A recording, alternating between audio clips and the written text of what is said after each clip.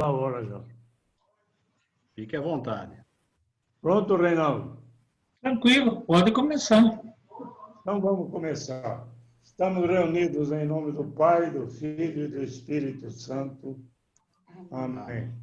Vinde, Espírito Santo, enchei os corações dos vossos fiéis e acendei neles o fogo do vosso amor.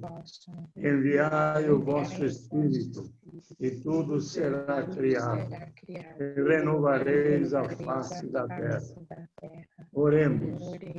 Deus, instruíste os corações dos vossos fiéis com a luz do Espírito Santo.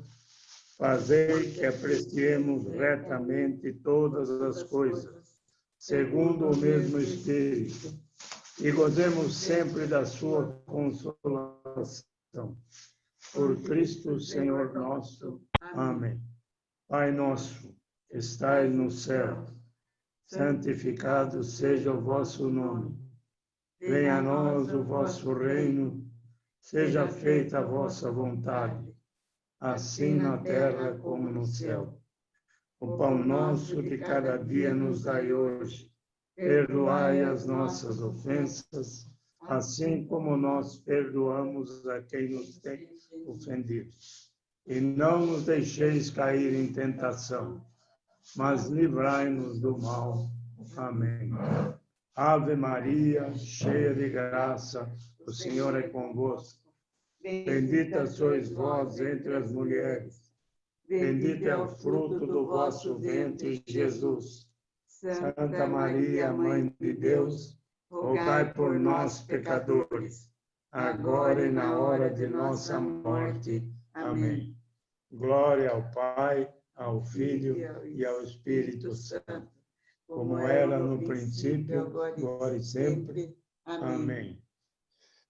São Paulo Apóstolo, rogai por nós. Maria, Mãe da Igreja, rogai por nós. Em nome do Pai, do Filho e do Espírito Santo. Amém. Amém. Muito bem, Reinaldo. Pode começar. Ok, então. Tá saindo o som aí, né, Pedro? Você liberou para mim? Joia. Bom, estamos aqui mais uma vez para falar um pouquinho de um texto que está no Evangelho de São Lucas. Eu falei sobre o Evangelho de Lucas na última apresentação minha, e agora eu volto outra vez a falar de algum trecho do Evangelho de Lucas, que é a parábola do bom samaritano. É o único evangelho que conta a história do bom samaritano. Foi Lucas quem escreveu. E os exegetas indicam que essa parábola foi contada por Jesus para ilustrar a compaixão, que deveria ser aplicada a todas as pessoas, tá? Jesus coloca a definição de próximo num contexto mais amplo, bem aberto para a gente, tá? Além daquilo que as pessoas geralmente consideram como tal. Nós consideramos alguns próximos, mas Jesus vem abrir esse leque. Eu vou mostrar para vocês, ou tentar mostrar para vocês, o nome do samaritano. Então, vocês vão ficar sabendo hoje como que se chama o samaritano, né? Antes da gente começar a falar sobre a parábola do samaritano, eu gostaria de colocar-nos a par do que seria uma parábola. Nós que fizemos o cursilho temos ideia do que é uma parábola. O cursilho usa muito das parábolas e de muitas historinhas para passar o cursilho, né? Então, a parábola na Bíblia é uma pequena narrativa que usa de algumas alegorias para transmitir uma história curta. Os elementos de eventos e fatos da vida do cotidiano, ilustra a verdade moral e espiritual para nós, tá? Isso é uma parábola. Agora, é uma pergunta que fica para nós, geralmente por que Jesus falava em parábola? Eu não sei se alguém de vocês já tentou fazer essa pergunta. Por que ele usava parábola? Então, O Toniolo, padre Toniolo, o Ivo Toniolo, aquele que eu uso para aquele livrinho do Evangelho de Lucas, ele vai falar o seguinte: Jesus falava por parábolas para explicar verdades complexas, tá? De uma forma mais simples.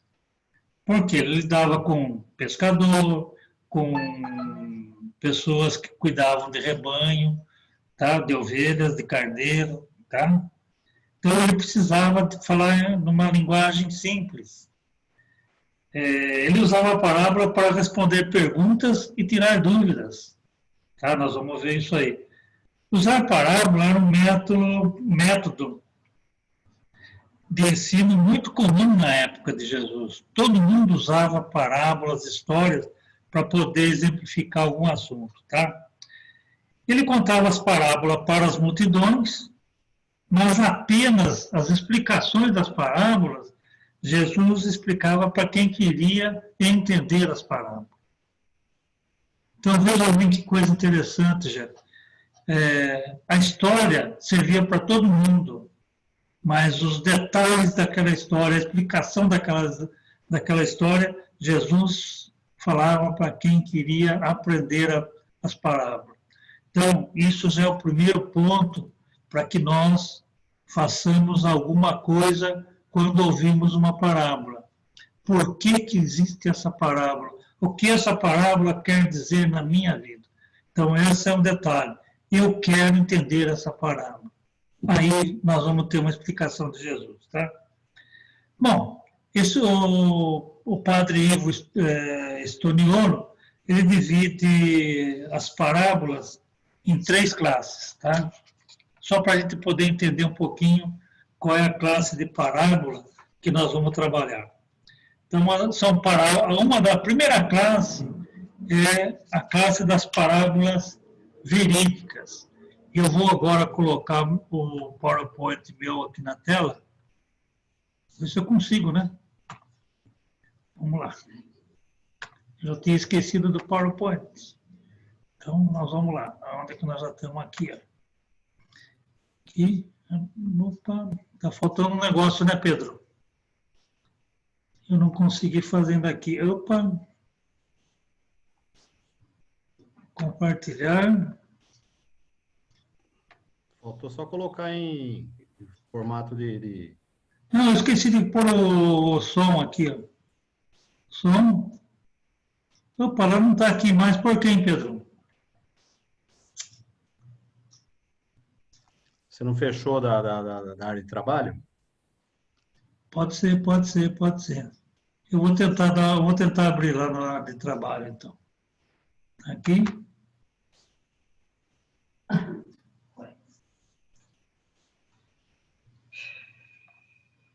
Gente, desculpe que eu sou novo, eu vou aprendendo, tá? Agora sumiu para mim tá aqui. Vamos ver se eu consigo aqui. Sumiu tudo aqui, Pedro, e agora?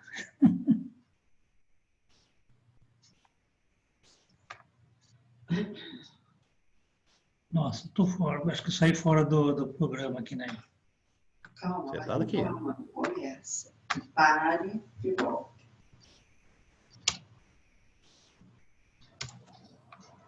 Eu tô apanhando aqui, gente.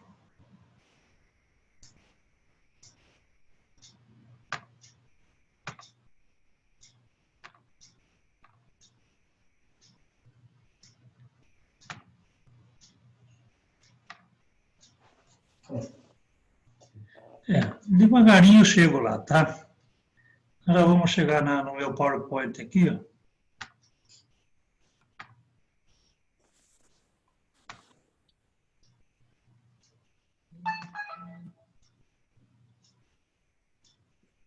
Aí, agora abriu. Eu estou tentando abrir, vamos lá. Então, eu vou chegar lá na... Tá aí. As parábolas verídicas, tá? É uma ilustração, é tirada da vida diária, tá? Portanto, o seu ensino pode ser reconhecido de forma universal. Exemplo dessa parte de parábolas verídicas é a ovelha perdida, tá? e a parábola da moeda perdida também. São exemplos de parábolas verídicas que aconteceram, tá? Depois tem as parábolas históricas. Refere-se a um acontecimento passado, tá? Que são centralizadas diretamente em uma pessoa. Por exemplo, a parábola do juiz e da viúva, o administrador previdente, são parábolas históricas. E depois tem as parábolas em forma de ilustração. São histórias que focalizam exemplos a serem imitados. Por exemplo, a parábola do bom samaritano. É uma ilustração, é uma parábola que a gente deve imitar, tá? Essas parábolas, essa parábola faz... deixa eu mudar aqui. Então, essas parábolas, tem os textos delas, né? Para explicar alguns temas complexos, tá? Então, o padre Stoniolo vai falar que algumas parábolas vão explicar a salvação, a parábola do semeador, tá? É bem melhor do que o de Jó. Não entendi o que foi falado aí. Não, pode falar, Enoque, estava um áudio aberto, que já fechei. Tá bom. O reino dos céus é a parábola do grão de mostarda, tá? Que depois de que nasce a semente, se torna uma árvore, um arbusto bem grande, onde até os passarinhos fazem ninho.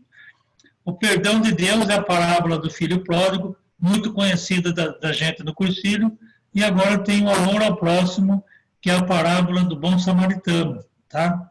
Tem as referências aí, se alguém quiser depois, a gente pode passar a referência para vocês, tá? Então, esse é um conjunto de parábolas, tá? Para explicar a salvação, o reino de Deus, o perdão de Deus e o amor ao próximo. Então, agora nós vamos ver um pouquinho os elementos da nossa parábola. Começa com a cidade de Jerusalém, só para vocês entenderem a cidade de Jerusalém. Para as religiões abrâmicas, né, que é a judaica, o judaísmo, o cristianismo e o islamismo, essa cidade significa a morada da paz, Jerusalém, tá? É um local histórico associado a essas três religiões, tá?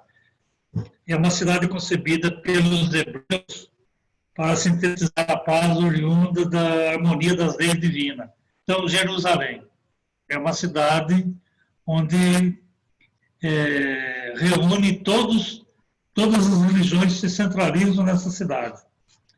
A outra cidade que aparece na parábola é Jericó, tá?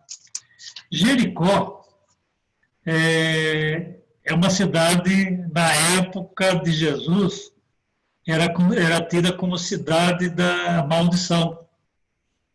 Até Josué, no capítulo 6, versículo 26, ele fala: então proferiu Josué esse juramento: maldito seja diante do Senhor quem tentar reconstruir a cidade de Jericó.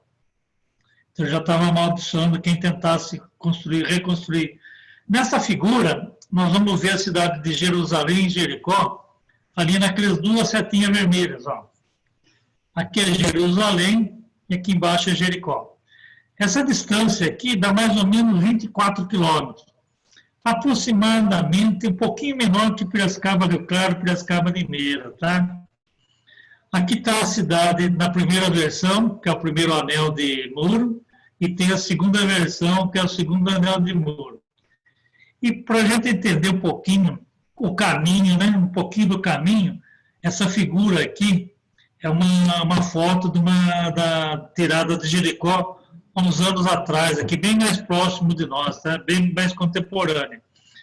Então, aqui na esquerda, a gente vê um caminho, ó, a descida, e depois a gente vai ver esse mesmo caminho passar aqui embaixo, ó. Então, está descendo Jerusalém, fica no alto desse morro onde está a câmera fotográfica, tá? Então, só para vocês terem uma noção aí. Então, agora aqui também, nós temos um mapa, só para a gente entender também um pouquinho de onde está a cidade de Jericó. Aqui, nesse primeiro azul aqui em cima, é o Mar Mediterrâneo. Aqui, descendo a ladeira, aqui tem o Mar Morto, aqui esse pequenininho.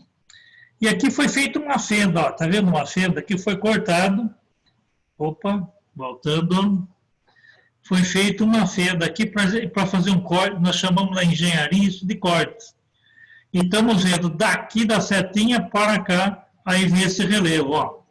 Nós temos o mar Mediterrâneo à direita, que é aqui, e à esquerda da setinha aqui, ó, à direita lá para cima e para baixo à esquerda, nós temos, está mudando sozinho. Nós temos o Mar Morto aqui, ó, Vale do Rio Jordão. O Mar Morto fica aqui. Jerusalém está a 786 metros acima do mar Mediterrâneo. E Jericó está a menos 258 metros de altitude do mar Mediterrâneo. Está abaixo do mar Mediterrâneo, tá? Então, essa diferença aqui dá mais ou menos quase 1.000 metros. Então, só para a gente poder entender essa descida do caminho. Esse é o caminho que o pessoal, quando vinha de Jerusalém, que saía daqui de cima e vinha para baixo, descia. Vocês podem perceber que esse caminho é tudo tortuoso, cheio de grotas, cheio de grotas, cheio de pedra, cheio de altos e baixos, curvas, onde dava para os criminosos se esconderem e assaltarem as pessoas, tá? Depois aí já apareceu para nós aí, esse é o doutor da lei. O doutor da lei se vestia com essas roupas exóticas aí, ó. Aí é um doutor da lei questionando Jesus já, mas isso já vai lá no Sinédrio, não é aqui na parábola ainda, tá? Aqui nós temos o doutor da lei aqui na frente, e aqui nós temos um sacerdote, ó. O sacerdote é um auxiliar do doutor da lei nos atos litúrgicos, tá? Então era um sacerdote. Depois nós temos o levita. O levita seria hoje o nosso, como que nós poderíamos falar? A gente usa muito esse termo lá nas nossas reuniões, né, nas missas, nós chamamos de acólito, coroinha. Então, o levita era de uma raça, de um grupo de pessoas que eram dedicadas ao templo, tá? Então, eram os levitas, eles faziam o trabalho dos acólitos. Era um trabalho ligado ao templo. Então, esse é o levita. Depois nós temos o salteador, como não tem uma foto de um salteador, apareceu uma figura de um salteador aqui pegando o samaritano, aí, o transeunte, e batendo nele. Aqui nós temos o homem ferido sendo carregado já, né?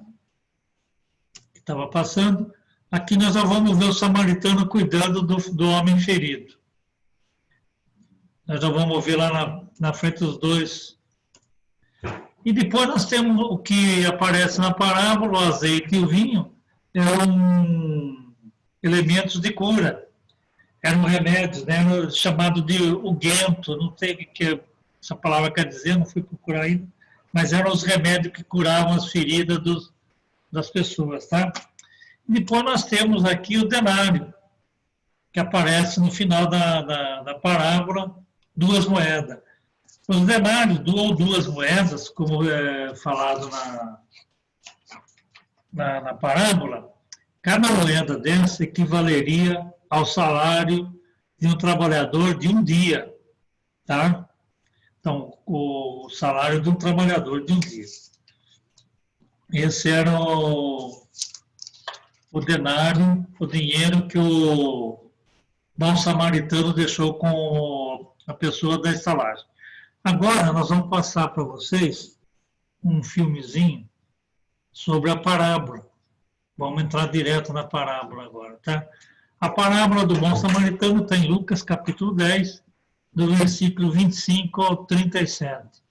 Tem um diálogo no início entre Jesus e um doutor da lei, depois tem a narrativa da história da parábola, depois volta a narrativa do doutor da lei com Jesus. Então vamos lá. E não vai entrar.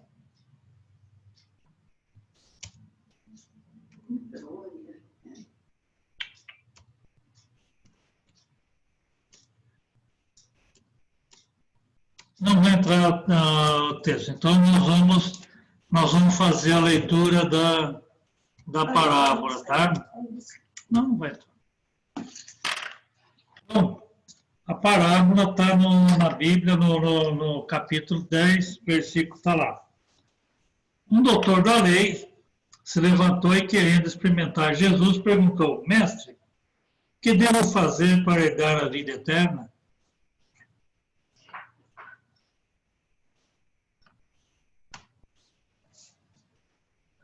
Jesus lhe disse: que está escrito na lei? Como ver? Ele respondeu: amarás o Senhor teu Deus de todo o teu coração e com toda a tua alma, com toda a tua força e com todo o teu entendimento, e teu próximo como a ti mesmo. Jesus lhes disse: respondesse corretamente, faze isso e viverá. Ele, porém, querendo justificar-se, disse a Jesus: e quem é o meu próximo? Jesus retrucou: certo homem descia de Jerusalém para Jericó e caiu nas mãos de assaltantes. Eles arrancaram-lhe tudo, espancaram-no e foram embora, deixando-o quase morto. Por acaso, um sacerdote estava passando por aquele caminho, quando viu o homem, seguiu adiante pelo outro lado. O mesmo aconteceu com um levita. Chegou ao lugar, viu o homem e seguiu adiante pelo outro lado. Mas um samaritano que estava viajando chegou perto dele, viu e moveu-se de compaixão. Aproximou-se dele e tratou-lhe as feridas, derramando nela óleo e vinho. Depois colocou-o em seu animal e o levou para uma pensão, onde cuidou dele. No dia seguinte, pegou 2 denários, entregou-os ao dono da pensão, recomendando: toma conta dele. Quando eu voltar, pagarei o que tiver gasto a mais. Na tua opinião, perguntou Jesus, qual dos 3 foi o próximo do homem que caiu nas mãos dos assaltantes? Ele respondeu: aquele que usou de misericórdia para com ele. Então Jesus lhe disse: vá e faze tu a mesma coisa. Eu peço desculpa por não ter aparecido o vídeo, tá? Mas isso acontece, eu sou novo, eu vou aprendendo. Então, a grande pergunta, vamos ver se eu... Opa, deixa eu voltar lá no meu PowerPoint para mostrar outras coisas.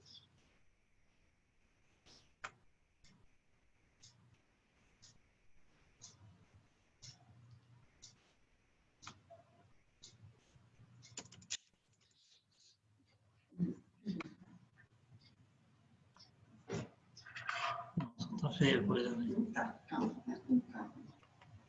Vai com calma. Aí, agora ele vai entrar. Então, a grande pergunta é essa. Vai e faz o mesmo. É o que Jesus ordenou. Vai e faz o mesmo. Então, essa é a fala que Jesus está fazendo para nós hoje, tá? Faz o mesmo.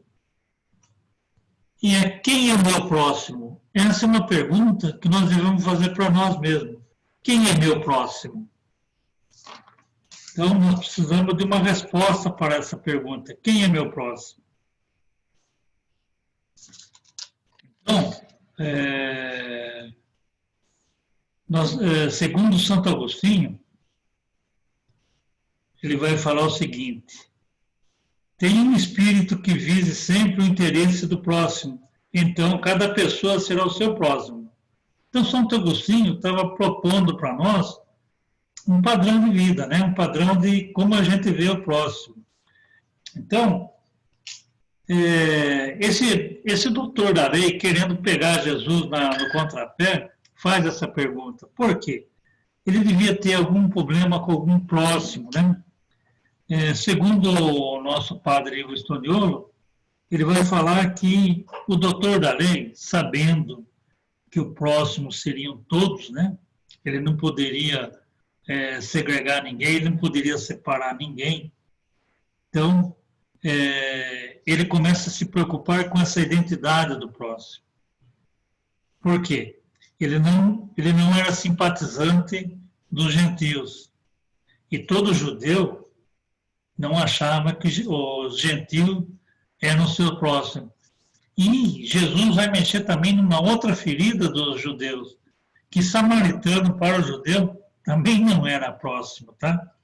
Então, Jesus mexe com isso. E Jesus vai abrir para nós um caminho diferente. Quem é o meu próximo, tá? Eu acredito que a pergunta é: eu sou o próximo verdadeiramente? Essa é uma pergunta que a gente tem que fazer para a gente mesmo. Nós temos que olhar para nós e falar: eu sou um próximo verdadeiramente? Tá? Então, ser um próximo verdadeiramente é largar tudo de lado, não se importar com se o cara é de uma religião, se o cara é de uma etnia, se o cara está perto de mim, se ele está longe de mim. Às vezes é muito mais fácil ajudar uma pessoa que está muito longe, né? Vamos fazer uma campanha para ajudar os famintos lá da África, Médicos Sem Fronteira. Tem gente que ajuda muito esse pessoal, o Médicos Sem Fronteira. Então, não é uma proximidade física, não é uma proximidade local. Jesus vem propor uma proximidade de amor, tá? Então, essa proposta, eu sou o próximo verdadeiramente, vem nos resolver um monte de situação, né? Então, para a gente poder terminar a nossa aula hoje, eu gostaria de deixar para vocês algumas aplicações dessa parábola, tá? E uma delas é essa: porventura não considerou Deus a humanidade o seu próximo? Pensemos um pouco. Será que nós não somos o próximo de Deus? Deus deve ter percebido que o mundo de pecadores desprovido de sua verdadeira natureza, destruído de ideias, ideais divinos, feridos pelo pecado, incapaz de se levantar, aí manda o seu Filho, o Verbo se faz carne, habita entre nós e deu ao mundo um exemplo equivalente ao do misericordioso samaritano, no que se refere ao agir. Essa palavra agir, a gente está cansado de ouvir lá no cursilho. Agir, agir, né? Olha Jesus agindo aí. Por meio da paixão, morte e ressurreição de Jesus Cristo veste a nossa nudez, ata as nossas feridas, cura com bálsamo extraído do seu próprio coração partido. Ainda mais, ele nos coloca num lugar seguro, supra as nossas necessidades e prometeu voltar e levar-nos para si mesmo. Essa parábola é dessa forma radiante de beleza do Evangelho de Cristo, que em sua vida e morte cumpriu todas as características, gente, apresentadas por ela. Eu, pessoalmente, acredito que essa seja um tratado de esperança. Essa parábola, para mim, é um tratado de esperança. Eu pergunto para vocês, alguém arrisca a falar no nome do samaritano? Eu acredito que quem estuda um pouquinho, que quem leu essa parábola, quem entendeu o que eu falei, às vezes eu falo meio depressa, correndo, atrapalhadamente, né? Mas eu deixei bem claro que o próximo somos nós. O samaritano podia se chamar Reinaldo, Pedro Marques, César, Visioli, Marquinhos, Estela, Beth, Adriano, Sérgio, Naia, Carlos Eduardo, Nilson, o Gripa, o Ayrton, a Denise, a Nair, a Elô, o André Barros e outros tantos que passaram pelo cursilho. Até a Terezinha, que está do lado do Visioli também, poderia ser chamada de samaritano, ou samaritano poderia se chamar Terezinha, gente. Então, gente, o nome do samaritano é o nosso nome. Nós temos que ser esse bom samaritano. Não é esperar a pessoa ficar caída, doente, quase morta para ajudar. Temos que ajudar antes, tá?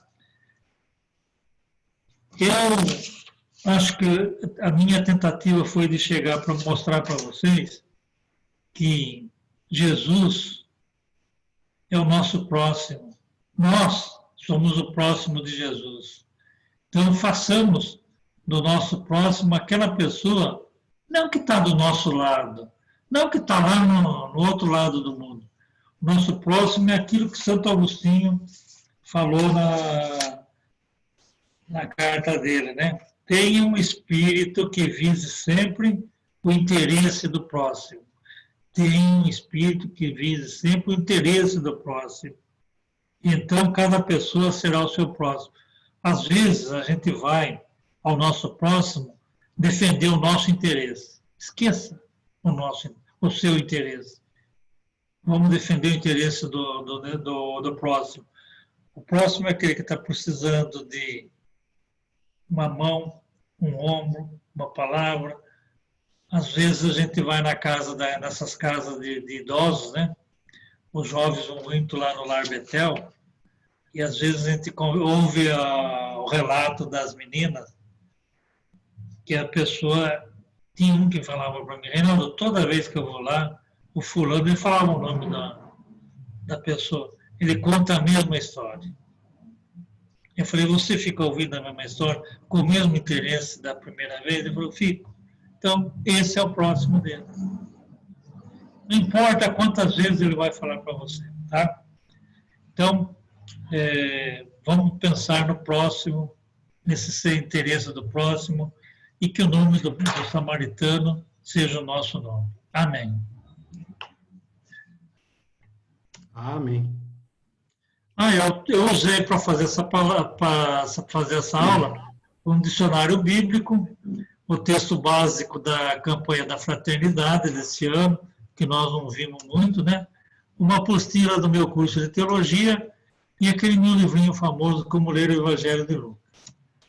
Se tiverem alguma pergunta, estou aqui à disposição e eu agradeço. Obrigado. Até a próxima.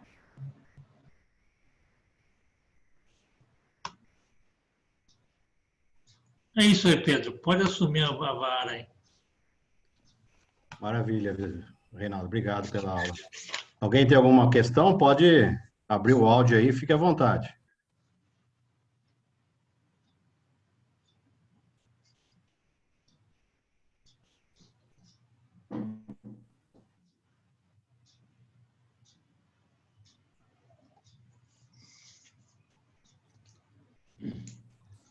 Senhor Reinaldo, não é uma pergunta, é mais uma contribuição.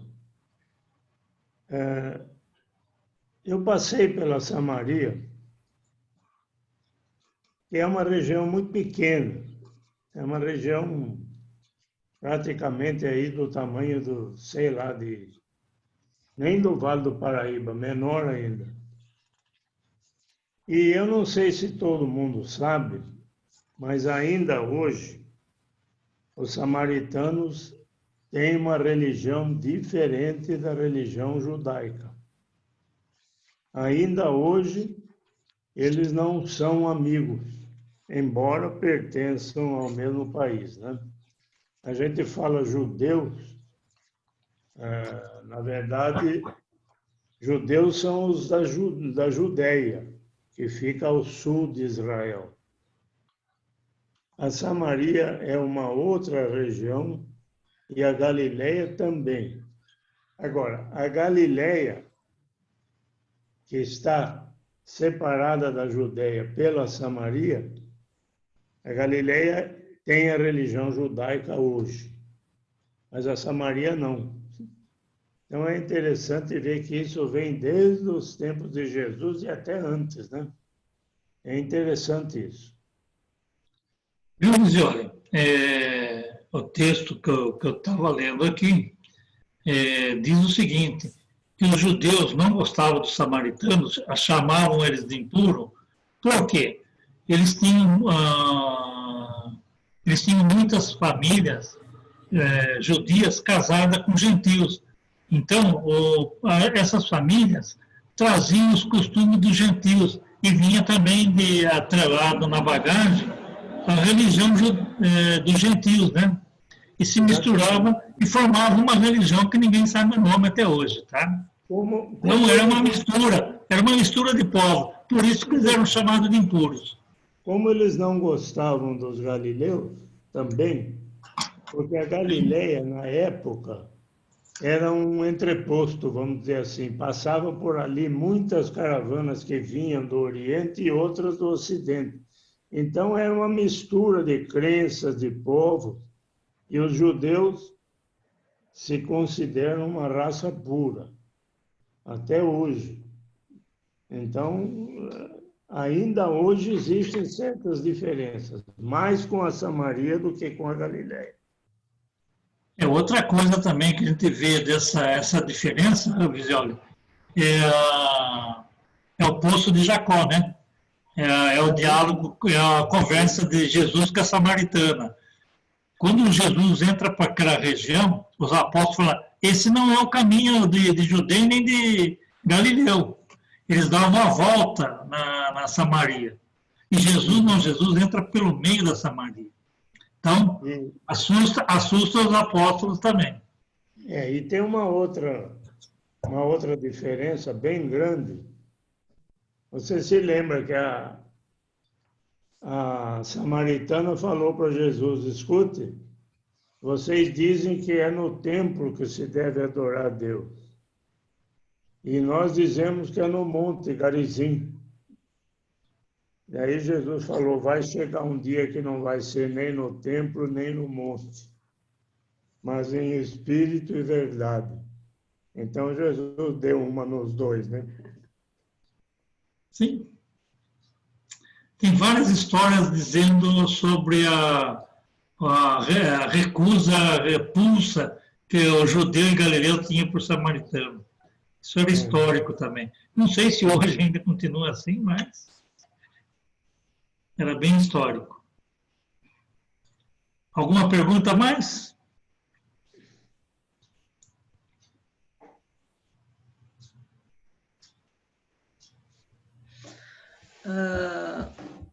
Só para complementar, né? A cada vez que a gente ouve uma parábola, é um ensinamento novo, né? Você hoje frisou o próximo, né? Que é muito importante, né? Uma vez que eu estava ouvindo uma missa, daí o padre focou no fato do porquê que tanto o sacerdote, nem o outro também acudiu o samaritano, né? Porque eles estavam indo para o templo, né? E se acudisse o que estava lá caído, eles iam ficar impuros, né? Então foi a caminhada de Jesus, né? Mas essa tua colocação hoje que você fala do próximo é muito mais forte, muito mais tocante para nós, né? Porque quem que é o nosso próximo, né? Quem que está do nosso lado? Quem que é esse samaritano que socorreu esse desconhecido, né? Então, e outro dia também eu ouvi falar uma brincadeirinha, né? Que quem mal se deu também foi o dono da pensão, porque teve que cuidar da pessoa, né? E nem tinha visto nada, mas também cuidou dele, né? Ele também cuidou, foi pago para cuidar, mas cuidou também, né? Então também foi um próximo dele, né? Mas gostei muito das explicações. Queria que você pincelasse mais alguma coisa sobre os tipos de parábolas que tem. Quais são as outras parábolas? Você falou das verídicas, né? Você falou dos 2 tipos de parábolas que tinha também, que existem. Veja bem, Estela, eu poderia falar, são 40 e poucas parábolas, tá?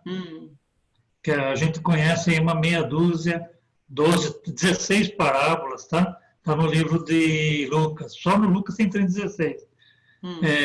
Eu só citei os três itens,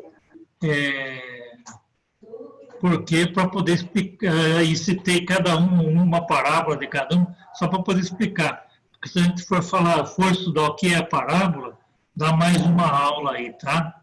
Sim.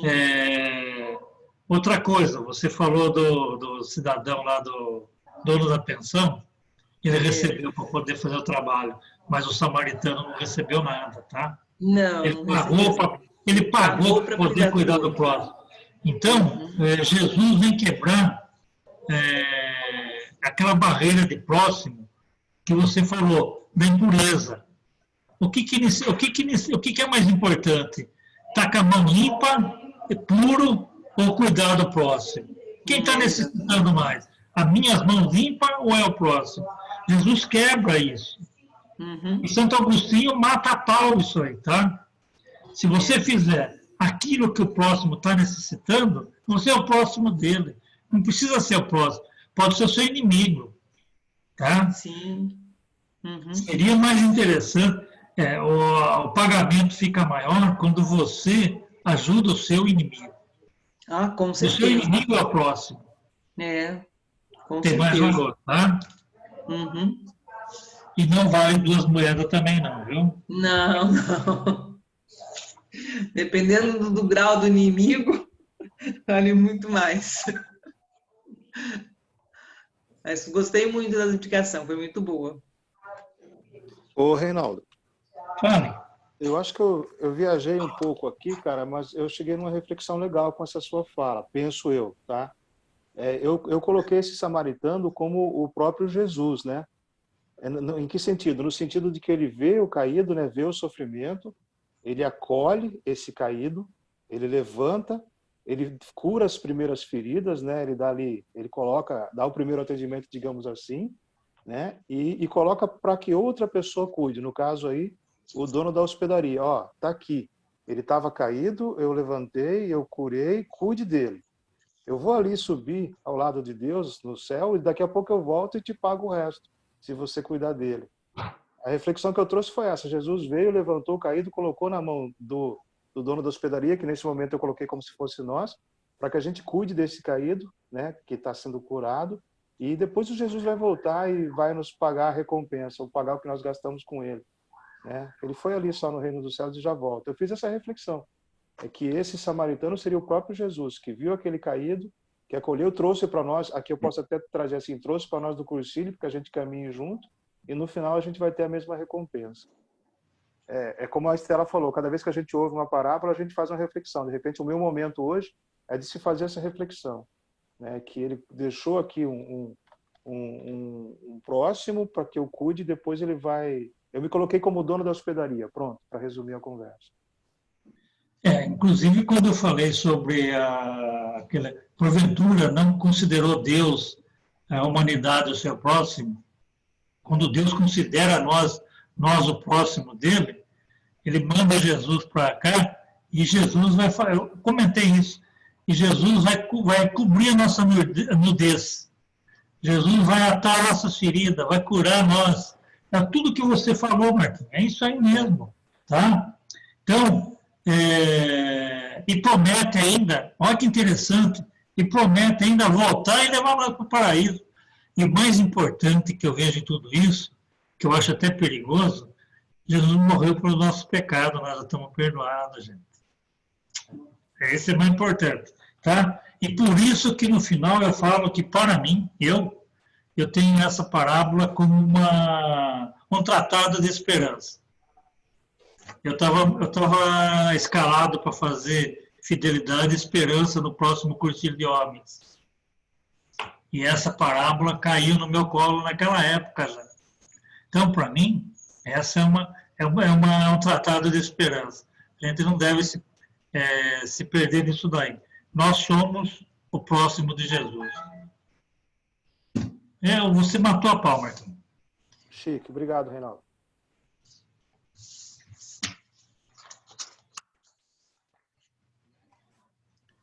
Mais alguém tem alguma pergunta? Tá quietinho hoje, Nilson? Reinaldo, a gente não poderia levar também para o lado que Jesus quer nos mostrar que desde aquela época ele já vinha falar sobre os preconceitos, racismos, né, de tudo que nós vivemos na época de hoje, desde aquela época, porque ele comenta sobre povos diferentes, religiões diferentes, pessoas diferentes, e deixa bem claro que, independente disso, nós temos que fazer o bem a todos, né? E desde aquela época, Jesus já vem nos mostrar esse caminho, por essa parábola. Meu entendimento hoje foi isso, que ele quis mostrar que preconceito, racismo, já não deveria existir nunca, né? E o que acontece mais no mundo de hoje, né? Sim, sim. Você está certo, César. Inclusive corrupção, tá? Tanto é que Jesus cura a filha de Jairo. Jairo era um sacerdote. Era um sacerdote que só criticou Jesus, jogou o povo contra Jesus. Jesus não queria saber se era Jairo, quem era Jairo. Ele se preocupava com a menina que tinha morrido e estava doente. Foi lá e curou a filha dele, tá? Então, quando eu falei dos inimigos, Castela, eu pensei nessa passagem com Jairo, tá? E Jesus faz isso. O que você falou é isso mesmo. Hoje, preconceito, tem muita coisa aí que está rolando pro mundo aí, e a gente fica meio, né? Mas é isso aí. Pode. Então, eu também vou falar. Aproveitando, é um link aí entre o que Marcos e César falaram, né? De que o samaritano é o próprio Jesus, não é verdade? E a partir do que o César falou, a Pastoral da Saúde, o texto base da Pastoral da Saúde é essa parábola, né? A gente tem essa parábola como ponto de partida. E, César, isso que você falou é bem o que a gente faz, é entrar no quarto do doente, independente de raça, de cor, de religião, enfim, estado social, né? A gente entrar no quarto do paciente e vê-lo como aquele que foi assaltado. E a exemplo de São Camilo de Leles, a gente tem essa postura de atenção, de cuidado e tratar as feridas e assim por diante, né? Então, só para... Porque você falou, César, eu me lembrei disso. Não é? Ótimo. Legal, bom, vocês estão percebendo que se nós abrirmos a porteira, vai passar boi, vai passar boiada, tá? Tem muita coisa envolvendo essa parábola. Essa é uma das parábolas, segundo o padre Ivo Estoniolo, mais bonita de Jesus Cristo, tá? Jesus acertou na veia com essa parábola. Vem mostrar para nós hoje muita coisa que está acontecendo hoje no mundo, principalmente na pandemia, sobre o próximo.